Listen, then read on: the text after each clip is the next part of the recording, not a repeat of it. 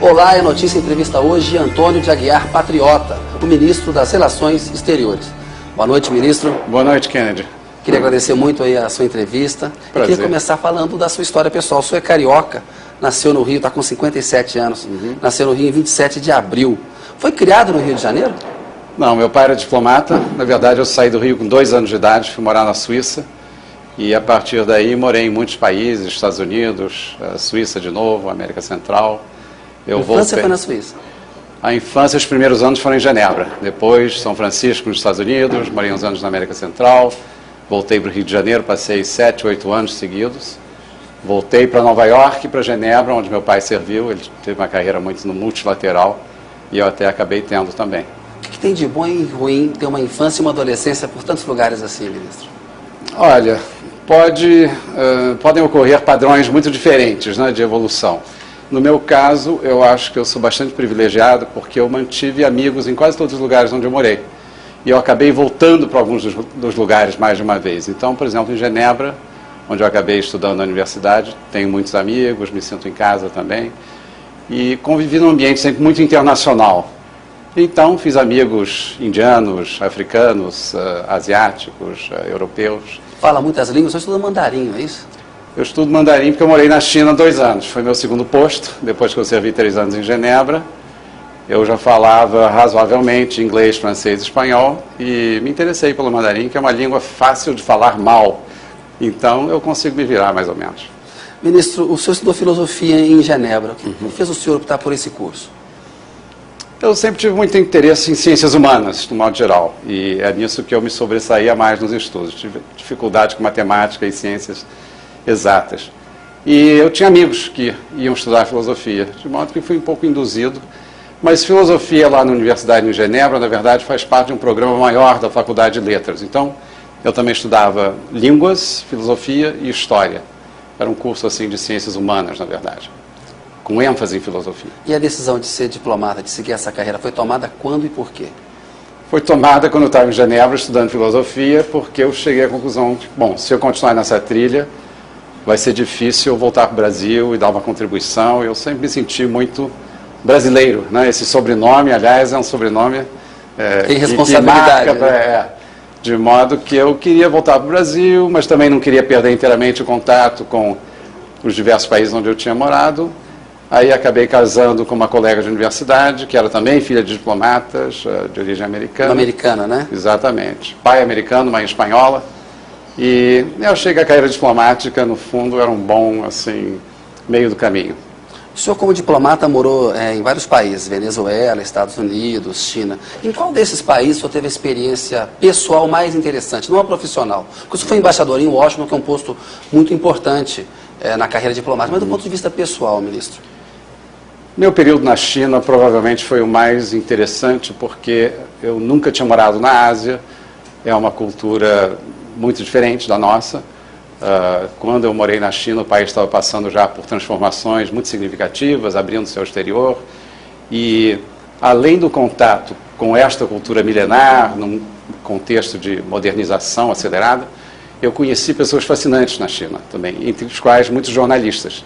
Foi aí que eu aprendi que o trabalho do diplomata e do jornalista, na verdade, eles lidam com a mesma matéria-prima. Apenas a maneira de metabolizar a informação é que é diferente. Ministro, o senhor falou há pouco que é casado com uma estrangeira, uma americana que tem nacionalidade brasileira, que é a Tânia Cooper, patriota, que trabalha na ONU. E ela está trabalhando atualmente na Colômbia e na Venezuela, né? Vocês passam muito tempo longe. Qual que é a receita para dar certo uma relação com tanto tempo longe assim, ministro? Nós só passamos a levar esse tipo de vida depois que meus filhos cresceram. Eles já têm 27, 30 anos, o menor e o mais velho. E a verdade é que ela tinha estudado, primeiro psicologia, depois fez mestrado em saúde pública, e desenvolveu uma atividade profissional muito interessante e gratificante para ela. E ela argumentava que, puxa, eu estudei tanto quanto você, eu queria também ter uma profissão que fosse, enfim, fonte de realização profissional para mim. A carreira dela é tão respeitável quanto a do senhor. Ao mesmo tempo a gente se dá bem, o casamento funciona muito bem. Como é que a gente faz? Bom, vamos tentar ver se é possível conciliar. E até hoje continuamos vivendo muito felizes e apaixonados. A distância até ajuda também. Eu acho que até ajuda depois de uma certa idade. Fica parecendo um namoro. É bom isso mesmo. Ministro, se o senhor não fosse diplomata, o senhor estudou filosofia, mas pensou em ter uma outra profissão totalmente diferente de diplomata, por exemplo, jornalista, a partir dessa experiência aí da China? O jornalismo me interessou muito. Aliás, quando eu fiz o primeiro ano na PUC do Rio de Janeiro, eu estudei comunicação. E seria uma alternativa. E eu também vou fazer uma confissão aqui. Eu tenho uma veia artística. Eu sempre gostei muito de música, eu gosto muito de artes plásticas.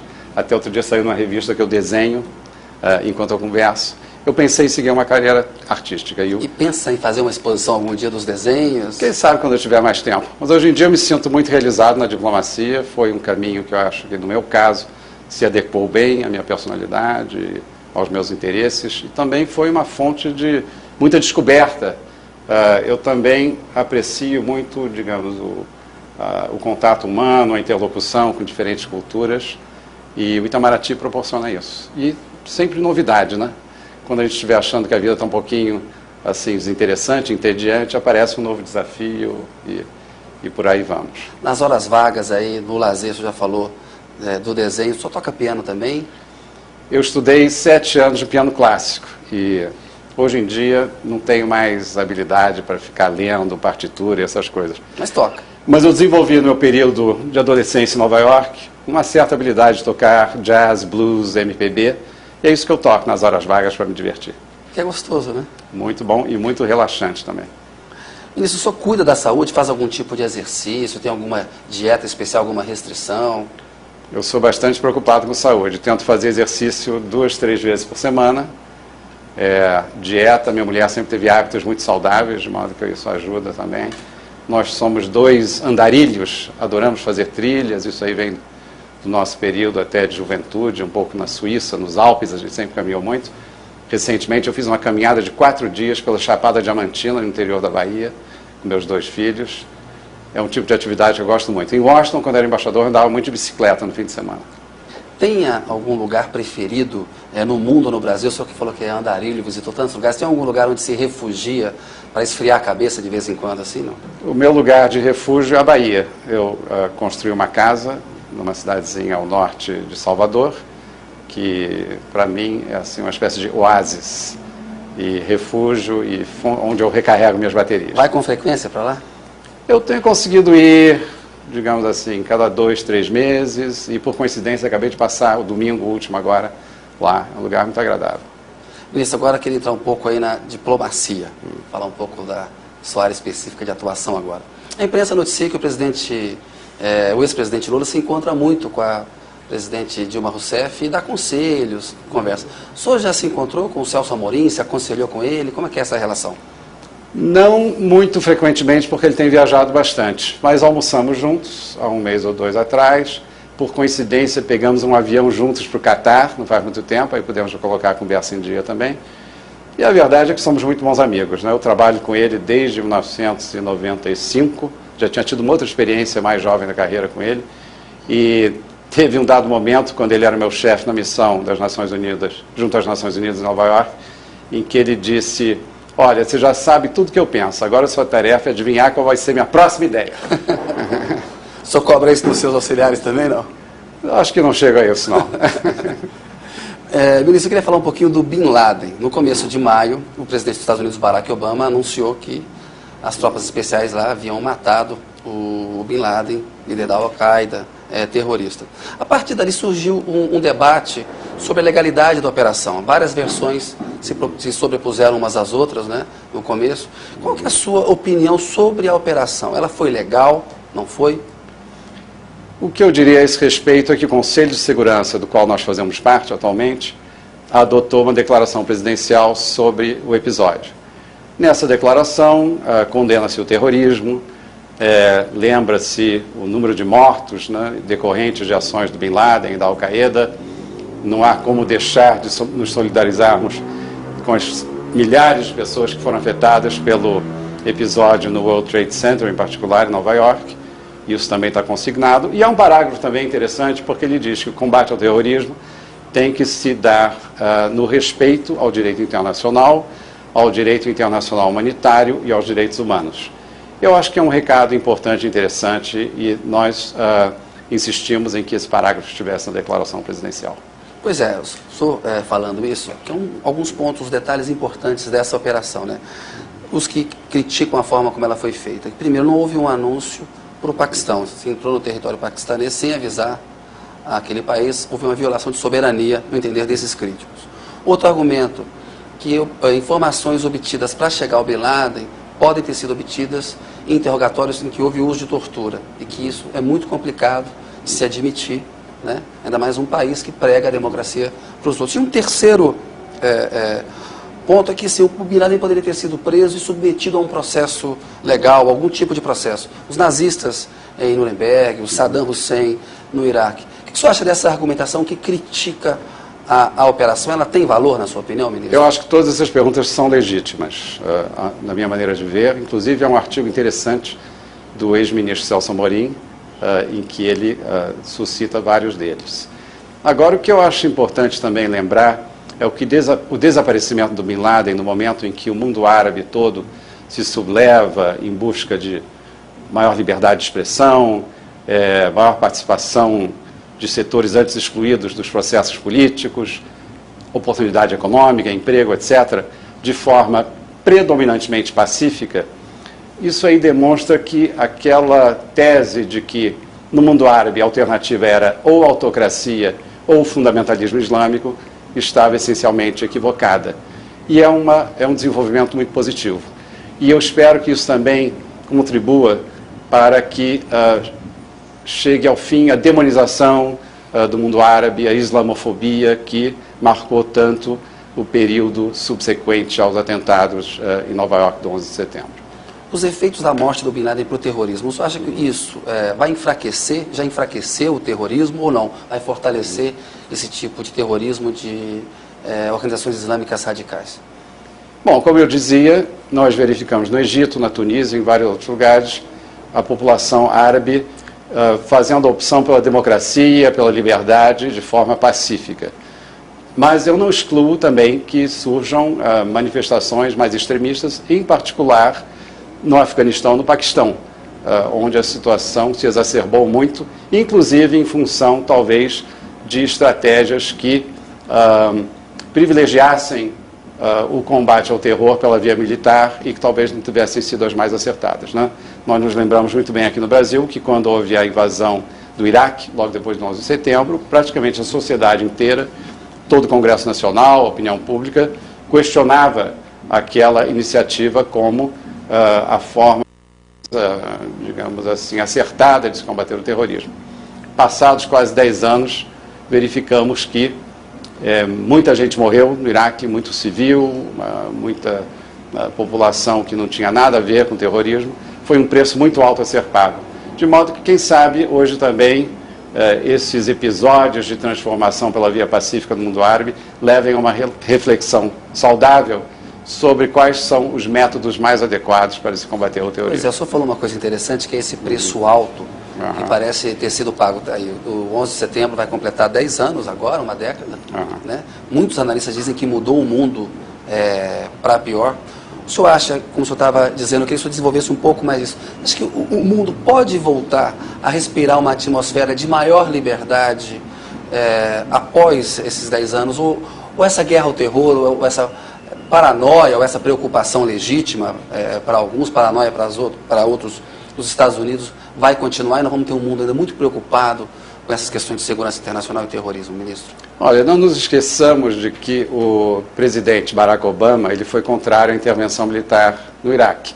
Foi até um dos elementos que levou à eleição dele em 2008, não é mesmo? De modo que sim, eu acho que a resposta a sua pergunta é de que o mundo evoluirá de uma forma que esperamos seja mais racional e que abra caminhos e perspectivas de maior cooperação, inclusive cooperação entre culturas diferentes, civilizações diferentes. Eu acho que ficou derrotada aquela tese do Huntington, você se lembra, né? Da crise entre civilizações que prosperou um pouco depois do 11 de setembro. Choque de civilizações, exatamente. Ministro, a ONU permitiu uma ação muito dura da OTAN em relação à Líbia, né? A gente falando de todas as revoltas árabes. Ao mesmo tempo, parece que usa dois pesos e duas medidas. Em relação à Síria, tem dificuldade de agir num grau maior de condenação e de ação para impedir repressão e mortes que estão acontecendo no regime sírio.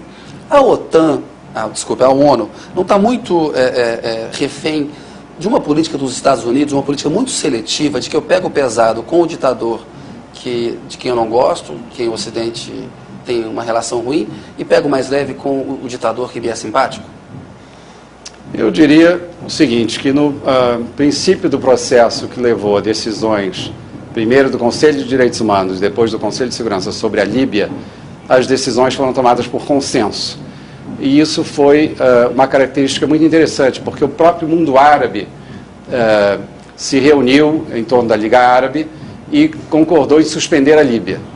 De modo que isso abriu caminho para decisões em que não houve isso que você está descrevendo, digamos, preponderância de uma potência militar sobre outras, ou uma agenda individual unilateral. Houve um consenso internacional de que aqueles métodos usados pelo regime Gaddafi contra a população eram inaceitáveis e que a comunidade internacional deveria responder com medidas firmes. O Brasil se absteve, né? Não, o Brasil votou a favor da resolução que foi adotada por consenso no Conselho de Direitos Humanos e votou a favor, porque todo mundo votou a favor, os 15 membros, da resolução 1970, que foi uma resolução dura. Ela impôs o embargo de armas, ela submeteu o Gaddafi à Corte Penal Internacional, ela congelou ativos do Gaddafi e de assessores dele fora da Líbia. Aonde o Brasil se absteve foi numa resolução subsequente, 1973, e mesmo assim, eu acho que talvez se tivéssemos feito um esforço adicional, eu digo se tivéssemos feito, são todos os membros do Conselho de Segurança, né? Poderíamos ter tido mais uma resolução por consenso, porque a ideia original ali era o estabelecimento de uma zona de exclusão aérea, e essa zona de exclusão aérea contava com o apoio da Liga Árabe, de modo que, mais uma vez, poderíamos ter encontrado um caminho.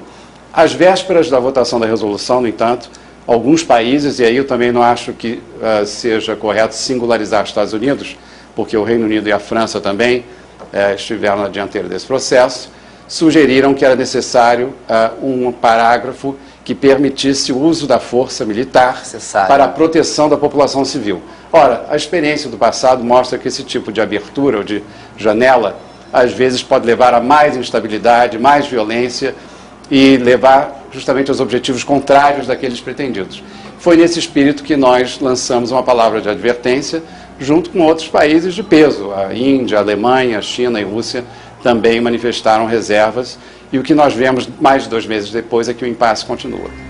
Deixa eu pedir licença para o senhor um minutinho. É notícia, volta daqui a pouco com o Antônio Patriota.